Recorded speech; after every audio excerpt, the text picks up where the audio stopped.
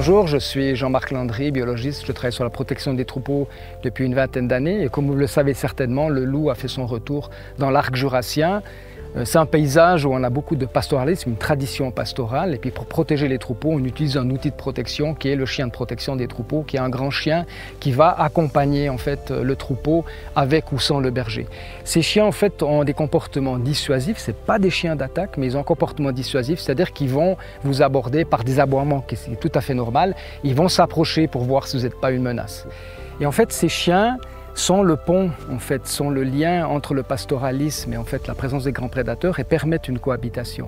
Et notre rôle, nous, en tant qu'usagers de la nature, qu'on soit des touristes ou qu'on soit des locaux, c'est aussi de donner toutes les chances à ces chiens de faire leur travail correctement et d'aider l'éleveur. C'est-à-dire que nos comportements permettront en fait de pérenniser la cohabitation. Et l'idée, c'est que je vais vous amener avec moi pour vous montrer en fait les gestes à adopter.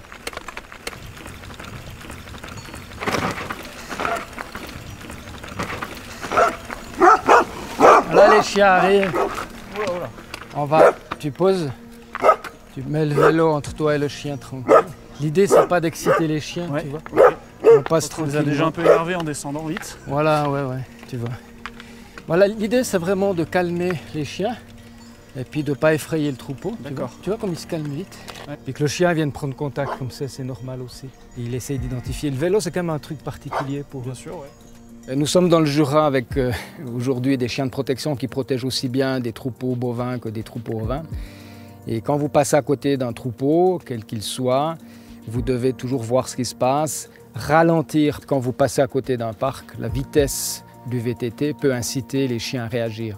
L'idée, c'est de surtout montrer que vous n'êtes pas une menace pour les chiens ni une menace pour le troupeau. Dès que vous abordez un parc où vous voyez les chiens de protection, vous pouvez mettre le vélo en écran, justement, comme ceci. Vous restez derrière, le chien est ici, et ça vous crée un écran. On n'a jamais vu un chien sauter par-dessus et puis essayer de vous atteindre. Et puis vous allez avancer comme ceci avec votre vélo. On ne laisse jamais un chien venir derrière soi, donc vous devez, avec le vélo, toujours barrer le chien. Et si vous avez plusieurs chiens, il y a toujours un chien qui va s'approcher, c'est celui-là que vous devez contrôler, tout simplement. Et puis une fois que les chiens sont derrière, un peu plus loin, là, vous pouvez remonter sur le vélo et puis repartir tranquillement, toujours en contrôlant, en regardant ce qui se passe. Puis une fois que les chiens se sont calmés, vous pouvez continuer votre balade. Et le fait qu'il tout à l'heure montré un tout petit peu les dents, c'est un élément d'insécurité pour le chien. C'est que le chien ou la chienne est un peu craintive. D'accord. C'est pas forcément qu'elle veut t'agresser toi. Tu vois. Et ce qui est bien ici, c'est qu'on traverse sans perturber le troupeau. Tu vois, les bêtes restent tranquilles, puis la chienne se calme tout de suite. Donc tu vois que le fait que tu adoptes un comportement calme fait que le chien se calme aussi. D'accord. Le chien doit s'adapter à ton comportement. Si tu passes à toute vitesse, tu crées du mouvement, tu crées de l'excitation. Donc le chien monte en excitation, va te courir après. Et c'est ce qu'on veut éviter en VTT. Okay. Et pourquoi on veut éviter ça? C'est pour éviter de renforcer des comportements de poursuite. Et tu vois maintenant la chienne est là-bas, elle ne nous a pas suivis. Donc j'estime qu'on est suffisamment loin. Là tu remontes sur le vélo. Remonter sur les vélos. On regarde toujours, parce qu'il y a des chiens qui peuvent réagir, tu vois, alors là tu t'arrêtes, puis on part tranquille. Voilà. Puis là c'est une opération réussie parce qu'on n'a pas perturbé le troupeau, la chienne est là-bas, elle fait son job, hein. C'est-à-dire je suis là. Voilà.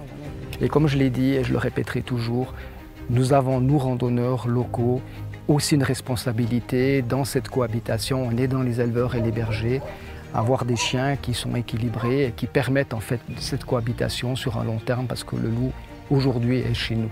Et en fait d'adopter ces comportements, c'est de participer à la quiétude-attitude et d'avoir une certaine humilité par rapport à la nature que nous utilisons. C'est aussi un respect du pastoralisme, c'est un respect du troupeau et c'est un respect des chiens de protection.